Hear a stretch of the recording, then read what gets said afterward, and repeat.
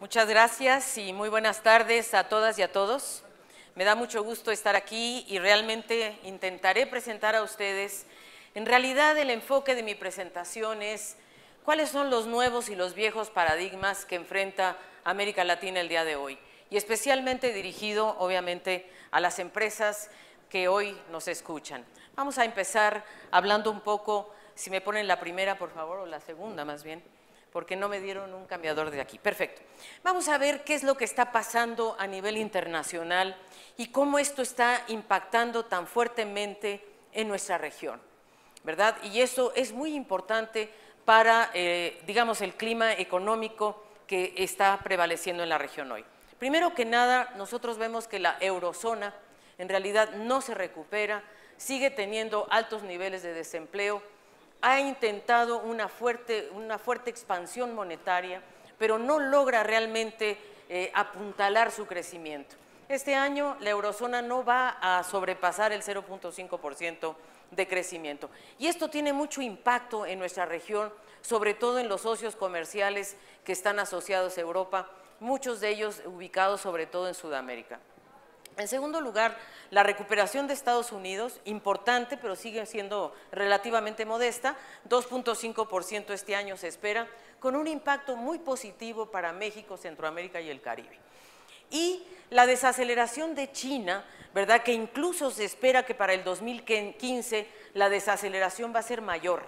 Y esto es muy importante. Ahora, hay visiones diferentes al respecto. Hay quienes dicen que China, por un lado, está respondiendo a factores de mercado, pero hay otros que también afirman que hay un cambio estructural en China muy importante. Por ejemplo, la migración en China del campo a la ciudad va en incremento y esto va a implicar mayor urbanización en las ciudades chinas y quizás esto va a implicar un cambio en el patrón de inserción internacional. Pero por ahora las previsiones son de 7.5%, cuando mucho, y quizás el año próximo hasta más bajas. Y esto tiene mucho impacto sobre todo en los países exportadores de recursos naturales. Uno de los temas que quizás es el más, digamos, el que se refirió hoy precisamente el propio secretario de Hacienda de México, es el fin de lo que se llama las políticas de expansión monetaria en Estados Unidos, el quantitative easing, que ha disminuido en forma abrumante. De 80,000 millones de dólares que estaban inyectando a la economía mensualmente, hoy realmente esta inyección ha caído a niveles mucho más bajos.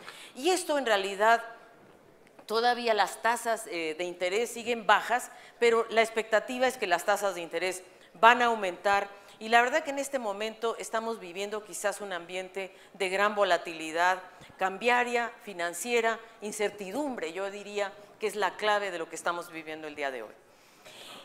Creo que es importante entender que la región de América Latina y el Caribe, en realidad estamos hablando de tres realidades muy diferentes, y no es que hasta más, pero por lo pronto tres.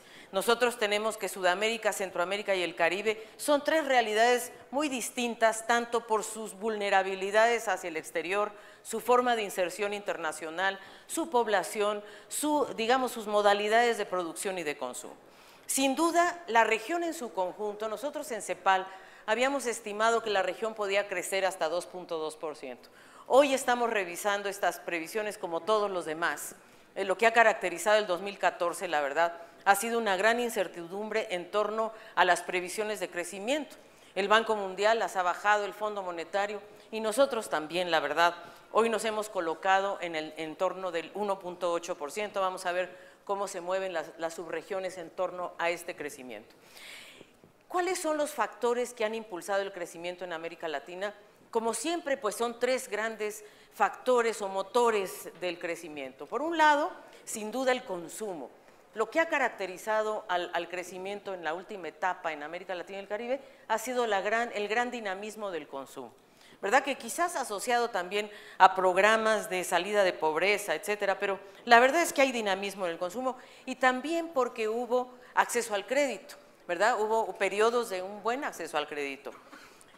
Pero también el otro factor que ha influido mucho en el crecimiento es la inversión y el ahorro. Vamos a ver cómo se han comportado. Y por último, el tema de las exportaciones. Ese es un tema muy complejo que está atravesando la región. Y yo quise ponerles aquí tres cifras muy concretas para que ustedes vean por qué esto es tan preocupante. Las exportaciones en 2011 llegaron a ser de 23.3%. En el 2013 cayeron a 1.5%. Estamos hablando de una caída de más de 20 puntos porcentuales. Y después ahora, en el 2014, ¿verdad? Ya nosotros vamos a sacar la próxima semana uno de nuestros documentos emblema, que es el panorama de la inserción internacional, y vamos a ver que las exportaciones van a llegar a 0.8%. Entonces, lo preocupante aquí es, ¿qué está pasando con el comercio mundial? ¿Será que esto es una tendencia, o sea, es un problema tendencial, es un problema coyuntural? ¿Qué está pasando con el comercio a nivel internacional? Es una gran interrogante que nos estamos haciendo varias instituciones. No hay duda que nuestra región tiene fortalezas, obviamente una baja deuda pública, ¿verdad? Seguimos en el torno de 35% respecto al PIB en deuda pública, reservas internacionales a niveles muy importantes, 850,000 millones de dólares aproximadamente, pero concentradas en pocos países, y niveles de inflación controlados, aunque en algunos países, ¿verdad?, como Brasil, ya este es un factor que preocupa. La incertidumbre financiera a la que ya me referí, la volatilidad del tipo de cambio. Creo que esto, en la mañana el señor Forbes algo habló del tipo de cambio, pero la verdad es que hay una tendencia a la depreciación del tipo de cambio después de un periodo bastante largo de apreciación de nuestras monedas en América Latina y el Caribe. Tanto así que esa apreciación por varios años, por la bonanza de los precios, porque hubo exportaciones de gran intensidad, en fin, la verdad que esa apreciación cambiaria hizo que en algunos sentidos cambiara, la verdad, por ejemplo, el ritmo de importación en nuestra región. Hoy estamos en un sentido distinto, estamos en fases de depreciación cambiaria, por lo tanto, lo interesante es cuáles son los sectores ganadores y perdedores frente a esta volatilidad del tipo de cambio. Y la verdad que lo pongo como interrogación el fin del superciclo de las materias primas, porque ¿qué es lo que pasa? Es cierto que, por ejemplo, los metales, ¿verdad?, los precios de los metales han caído, por ejemplo, el cobre, la plata, etcétera. Sin embargo, los precios de ciertos alimentos y bebidas no están cayendo, sino por el contrario, aumentando. Ejemplo, el café, ¿verdad? Entonces, no podemos hablar de, como antes que hablábamos de los commodities, hoy no es así. Hay un comportamiento muy variable entre los alimentos, las bebidas, los minerales, etcétera. Por falta de tiempo, obviamente no les presento ese gráfico. Pero, ¿qué nos pasa en América Latina y el Caribe? ¿Cómo nos agarra esta nueva fase de crecimiento o de desaceleración del crecimiento? Nos sigue agarrando con una estructura productiva muy desarticulada, ¿verdad? Seguimos teniendo problemas muy profundos de productividad, de encadenamientos productivos, ¿verdad? Hay pocas empresas exitosas en ese terreno, la mayoría de las empresas no están integradas en cadenas de valor. Y por cierto, lo que también se ha mencionado mucho, que es el empleo informal y de muy baja productividad. Somos una región que el desempleo no es alto, el desempleo en América Latina está entre 6.4 y 6.5%. Hombre, si lo comparamos como está España o como está Europa, pues no estamos mal. Pero el problema es la calidad del empleo en América Latina, que no es un empleo formal, sino realmente informal. La siguiente, por favor. Ahora, aquí es donde vemos el ritmo distinto de crecimiento entre las subregiones. Si ustedes ven, el Caribe, por ejemplo, posiblemente este año llegue a crecer 2%. Venía creciendo muy mal el Caribe, incluso a niveles muy bajos, porque el Caribe, la verdad, además, durante la crisis el Caribe se enfrenta a otra situación, que es una región o una subregión altamente endeudada, muy vulnerable a los fenómenos climáticos. Entonces, realmente el Caribe siempre no ha logrado salir de problemas muy estructurales de deuda, digamos, de estructura financiera, etcétera. El Istmo Centroamericano con Haití y República Dominicana, por el contrario, es la subregión que más va a crecer. Va a crecer en niveles de 4.2% o incluso un poquito más. Esta es la subregión más beneficiada, por decirlo de alguna forma, de la recuperación de Estados Unidos. Y sin duda, América del Sur, que es la subregión más golpeada en este año, es la región que menos crece, posiblemente no alcance a crecer ni 1.8%, y es la que nos jala mucho el promedio de la región, porque en realidad las dos economías que pesan mucho en el promedio regional, pues son México, Argentina y Brasil, por supuesto. La siguiente. Ahora, esto es muy importante mencionar, espero que puedan verlo, pero en el fondo esto es a lo que me refería antes, o sea, ¿qué es lo que apuntaló el crecimiento en nuestra región? Fundamentalmente fue el consumo, y no solamente el consumo privado, sino también el consumo de gobierno, que en el fondo es pues todo lo que se refiere a inversión pública de alguna manera. Y por otro lado, miren ustedes el comportamiento de las exportaciones de bienes y servicios y el tema de, en realidad, de la formación bruta de capital fijo. De estas tres variables, exportaciones, consumo, inversión, la que nuestra región ha descuidado profundamente es la inversión.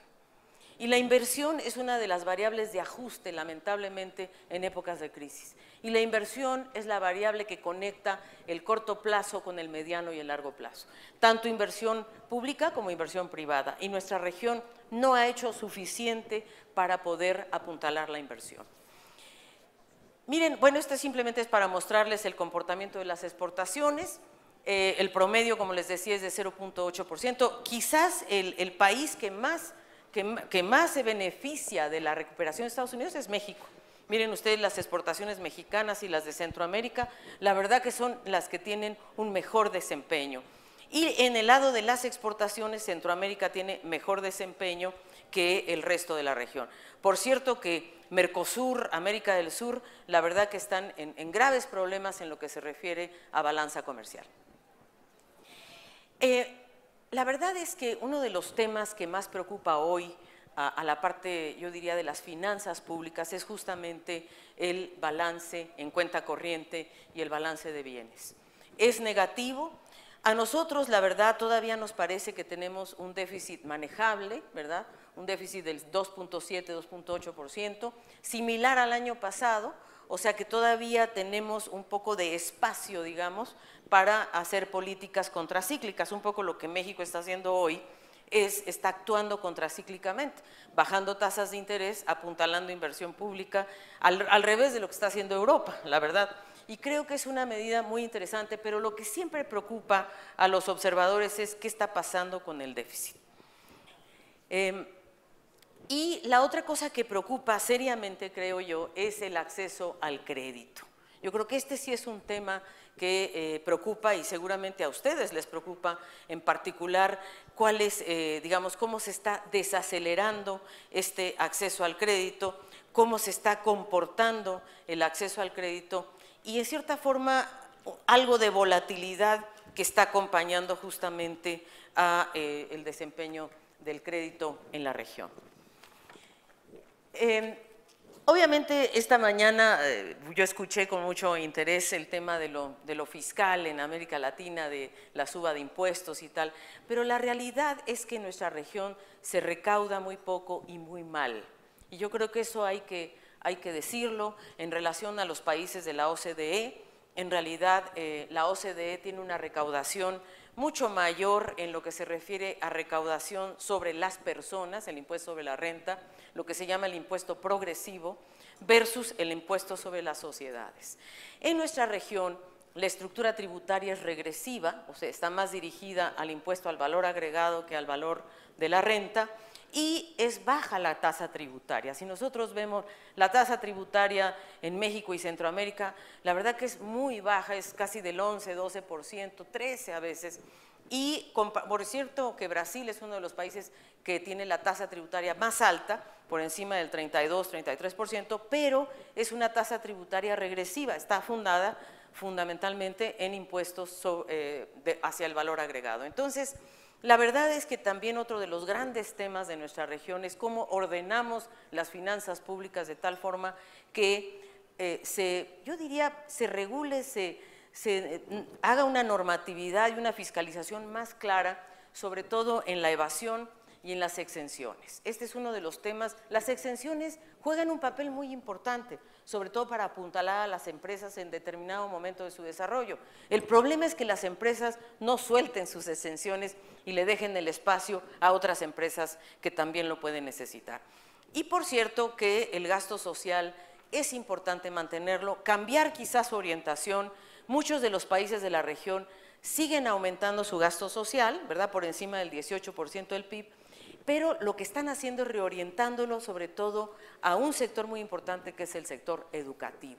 Todos los países están muy preocupados por la calidad de la educación, los resultados de PISA, de la OCDE y demás. Por ejemplo, en Chile, país donde yo resido, es uno de los países que está cometiendo posiblemente una de las reformas educativas más profundas, pero casi todos los países están en ese terreno. La inversión, miren ustedes la comparación entre lo que invierte Asia-Pacífico y nosotros. Asia-Pacífico es la línea verde, o no sé, azul agua, digamos. Ese es Asia-Pacífico, miren dónde estamos nosotros. Nosotros no hemos podido llegar ni siquiera a niveles de inversión que teníamos en los 70s, cuando fueron los niveles de inversión más altos en nuestra región. Entonces, mientras no podamos avanzar en inversión, no vamos a poder alcanzar realmente llenar una serie de brechas que nuestra región tiene en materia de infraestructura, en investigación y desarrollo. A ver, les pongo un ejemplo. México invierte en investigación y desarrollo 0.45% del PIB. Corea, la República de Corea, invierte 4% del PIB. Entonces, y de ese porcentaje del PIB que invierte México, 0.45%, solo el 37% de ese 0.45% es invertido por el sector privado en ciencia y tecnología. En Corea es 2/3, o digamos 70% de la inversión en ciencia y tecnología la hace el sector privado. Entonces, ahí tenemos una materia que tenemos que abordar de alguna forma en alianza público-privado, de alguna manera tenemos que inyectarle más recursos a la investigación, porque ya esta mañana hablaron de la revolución de los datos y de la revolución tecnológica, que todos traemos celulares, eso sí, importados todos, desde la pieza chiquita hasta la grandota. Entonces, algo está pasando, no hemos sido capaces. Fíjense, en América Latina la industria automotriz llegó a América Latina en los 70s con inversión extranjera directa. Pues la región todavía no tiene una marca propia. China hoy es el primer productor de automóviles del mundo y empezó también con inversión extranjera directa. Hoy China ya tiene su marca propia, su estrategia de innovación y su estrategia de penetración de mercado. Entonces nosotros algo tenemos que avanzar en esta materia de innovación. Y, por cierto, un gran tema que creo que se abre realmente, por ejemplo, la semana pasada que hubo esta cumbre de cambio climático en Nueva York, donde participaron una gran cantidad de empresarios, en realidad, va a surgir nuevas fuentes de financiamiento para matrices más limpias de desarrollo o sendas bajas en carbono. La siguiente. La región, la verdad que ha tenido un gran desempeño en materia de inversión extranjera directa. El año pasado fue récord en inversión extranjera directa, recibió esta región alrededor de 185,000 millones de dólares, 5% más que en el 2012.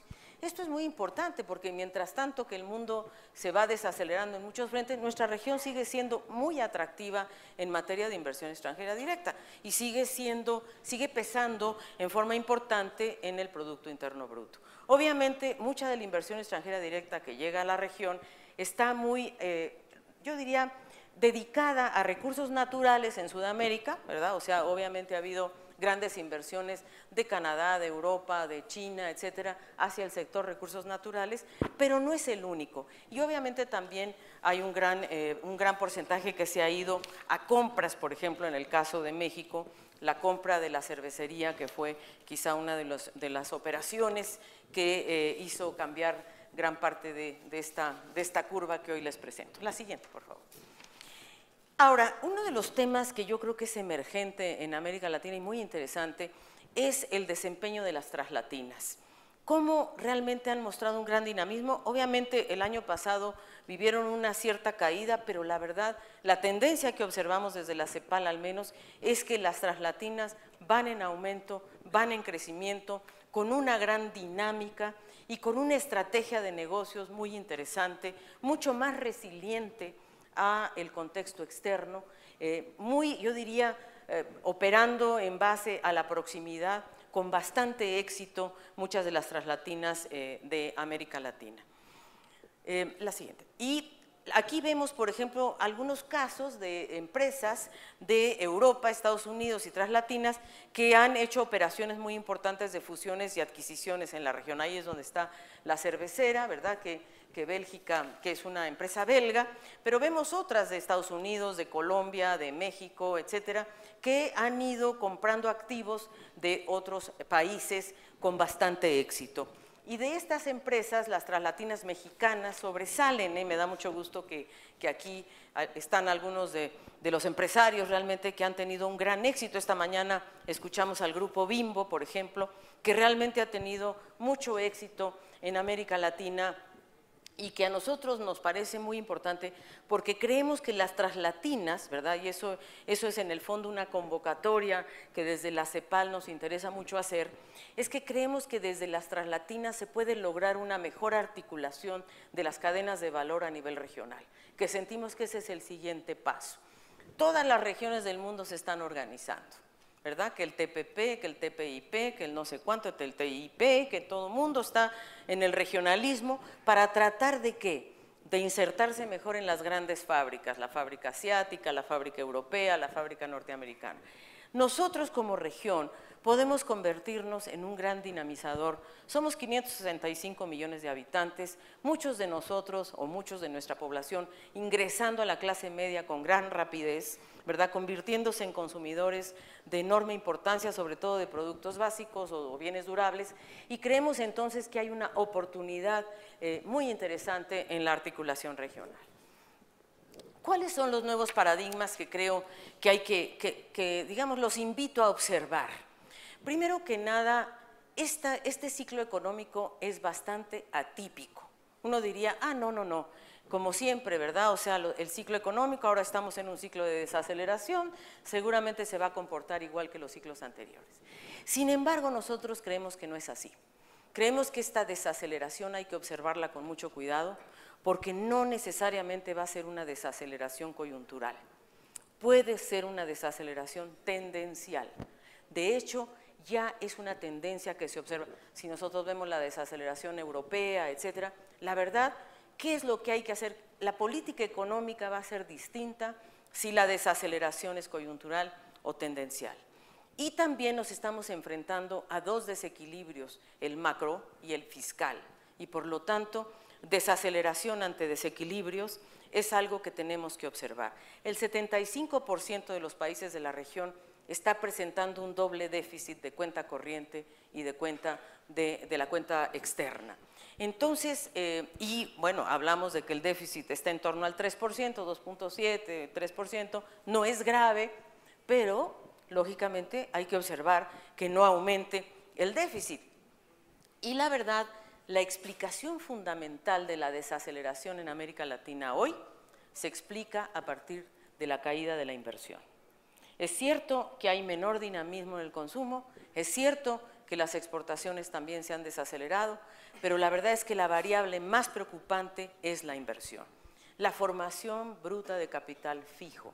Ese es para nosotros el gran instrumento que tenemos que poner en marcha, y me alegro que México y otros países estén alertas a que la inversión es central, a generar un clima de confianza, que los inversionistas vengan al país, que los propios inversionistas latinoamericanos también inviertan y lo hagan realmente en aquellos sectores que son necesarios para un crecimiento integrado. Creemos que obviamente el otro factor importante asociado a la inversión es si vamos a tener acceso o no al financiamiento necesario.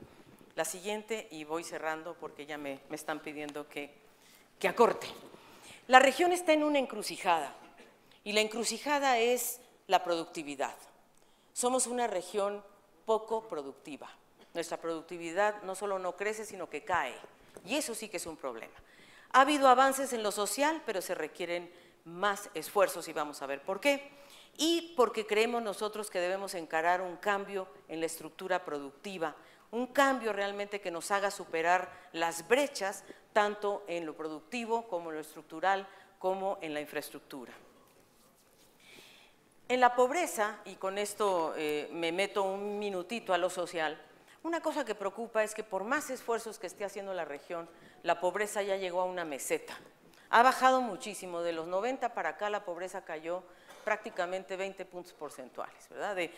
Cayó de 48% a 27%, digamos, casi 20 puntos.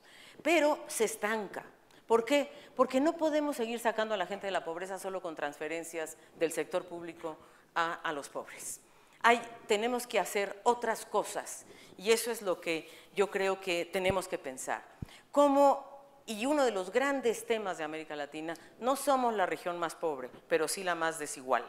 Y esa desigualdad, la concentración de riqueza entre el decil más rico y el decil más pobre, concentración de capital, de riqueza, de tecnología, de acceso, eso es lo que a la región le está doliendo, la desigualdad en logros educativos, en tecnologías de la información, en donde tenemos prácticamente 5 veces más en distancia de internet, de banda ancha. Nosotros hemos hecho mucho trabajo empírico sobre estas desigualdades, la desnutrición, la desigualdad reproductiva, se hablaba de mujeres, ¿verdad? Pero las mujeres de nuestra región requieren un empoderamiento en la autonomía económica, en la autonomía física, en la autonomía política. Y en la física es acceso a la salud sexual y reproductiva, acceso porque nuestro continente se está reproduciendo en los hogares pobres, en las mujeres adolescentes. El embarazo adolescente es lo más preocupante en América Latina. Y el hacinamiento en las ciudades, o sea, por más que tenemos una gran segregación urbana, 80% de la gente vive en ciudades hoy, pero ciudades muy segregadas. Los bienes públicos y los bienes de consumo privado están en tensión, ¿verdad? Ustedes han de haber visto los movimientos sociales en Brasil. Los jóvenes, ¿por qué salían a la calle si tienen todo? Aparentemente, porque puertas adentro los hogares tienen todo. ¿Qué es su refrigerador? ¿Qué es su televisión? ¿Qué es su celular? ¿Qué es su no sé qué? Puertas afuera, ¿qué nos falta? Todo, transporte público de calidad, seguridad, nos falta espacios verdes, nos falta bienestar, bienes públicos. La siguiente, por favor. Y, por cierto, la estructura productiva. Las grandes empresas, ustedes, queridos socios de Forbes, son muy exitosos. De hecho, ustedes participan entre el 60, 70, 80% del Producto Interno Bruto del país, pero muy poco en el empleo. Y las empresas que participan en el empleo, que son las pequeñas y las medianas, participan más del 60, 70% en el empleo, participan muy poco en el PIB. Entonces eso se llama heterogeneidad estructural, ¿verdad? Mientras no logremos articular, y ahí hay un papel muy importante de las empresas. Solamente esto como ejemplo, les prometo que ya voy cerrando. Porque ¿qué pasa? Les tengo que contar este cuento porque esto es horrible. Miren ustedes este gráfico que ojalá y se vea. La línea roja es Asia-Pacífico y esto es lo que se llama eficiencia keynesiana y eficiencia schumpeteriana. Fíjense qué interesante, los países asiáticos han logrado moverse en su inserción internacional en una cantidad impresionante en el índice de especialización. Es decir, son exportadores de productos de alta tecnología. El 45% de los productos que exporta Asia-Pacífico son de alta tecnología. Nosotros, en nuestra línea azul, no pasamos del 6%. ¿Y qué volumen de nuestras exportaciones llega al mercado externo? Bueno, Asia-Pacífico participa con más del 12%. Nosotros no llegamos ni al 6%. Entonces, y estamos como estaba Asia en 1985. Entonces, mientras no logremos insertarnos virtuosamente en el mercado internacional, va a ser muy difícil. ¿Qué propongo? ¿Cuáles son las propuestas? Una, refundada arquitectura productiva. Se requiere promover un cambio estructural en la estructura productiva que se asocie, por cierto, al gran cambio tecnológico, a la sostenibilidad ambiental. Se requieren instituciones que apuntalen la dinámica privada, pero se requiere en institución, una política industrial explícita, eso es lo que abogamos nosotros. Vincular a sectores de baja productividad con los que están en la frontera tecnológica, esta integración de la pequeña y mediana empresa a través de mecanismos de financiamiento inclusivo, una banca de desarrollo, más jerarquía en la ciencia y la tecnología. Estos son los países que están redefiniendo sus políticas industriales y estos son los planes. en Brasil, tenemos en América del Sur, en Brasil, en Argentina, en Colombia, en Ecuador, en Chile y en Perú, se están redefiniendo las agendas productivas. Nosotros estamos haciendo un análisis comparado de estas estrategias industriales, son muy importantes y yo los invito a observarlas. Y en México y Centroamérica está México, Guatemala, El Salvador y Costa Rica. Están trabajando en cómo articular sus cadenas de valor con mayor profundidad, entre ellos, por cierto, la estrategia de Asia-Pacífico. Pero fíjense dónde estamos. Estamos en una tragedia nosotros. El comercio intrarregional en América Latina y el Caribe no supera el 19.2%. Somos la línea de hasta abajo, eso somos nosotros, ¿verdad? Solo el 19% de lo que exportamos va hacia nosotros mismos, ¿verdad? Vean ustedes cómo funciona la Unión Europea, 60%. Cómo funcionan otras áreas, Asia-Pacífico, también casi 50%. Entonces, nos falta lograr esa inserción dentro, ver a nuestro mercado como un mercado atractivo hacia el interior. ¿Y por qué creemos nosotros que esto es importante? Porque el comercio en cadenas de valor es muy sensible a los costos derivados de la distancia. Hoy, además, con los nuevos desafíos del cambio climático, va a ser mucho más barato exportar intrarregionalmente que extrarregionalmente. Y además el comercio intrarregional tiene una gran densidad manufacturera y ahí es donde nosotros vemos el gran papel de las traslatinas y creemos que es indispensable en una industria moderna. Y por eso creemos que la política debe ir más allá de un clima de negocios. Hoy eso no es suficiente, ustedes lo deben saber mejor que nadie. Se requieren políticas de inversión pública, privada y extranjera que se asocien a los programas de diversificación productiva que tengan los países, espacios de diálogo donde esté el sector privado, pero también el público dialogando, espacios de diálogo y también instituciones que permitan articular la inversión al tejido productivo local. Muchas gracias.